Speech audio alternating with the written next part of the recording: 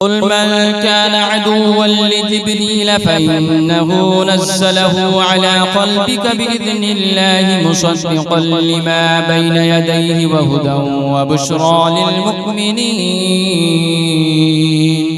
من كان عدوا لله وملائكته ورسله وجبريل وميكال فإن الله عدو للكافرين. ولقد أنزلنا إليك آيات بينات وما يكفر بها إلا الفاسقون.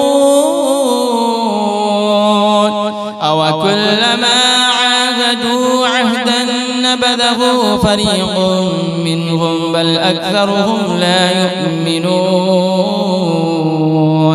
ولما جاءهم رسول من عند الله مصدق لما معهم نبذ فريق من الذين أوتوا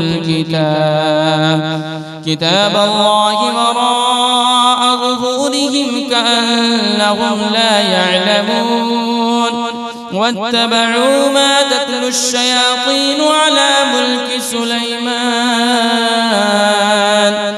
وما كفر سليمان ولكن الشياطين كفروا يعلمون الناس السحر وما أنزل على الملكين ببابل هاروت وماروت وما يعلمان من أحد حتى يقولا إنما نحن فتنة فلا تكفر فيتعلمون منهما ما يفرقون به بين المرء وزوجه وما هم بضارين به من أحد إلا بإذن الله ويتعلمون ما يضرهم ولا ينفعهم ولقد علموا لمن اشتراه ما له في الآخرة من خلاق ولبئس ما شروا به أنفسهم لو كانوا يعلمون.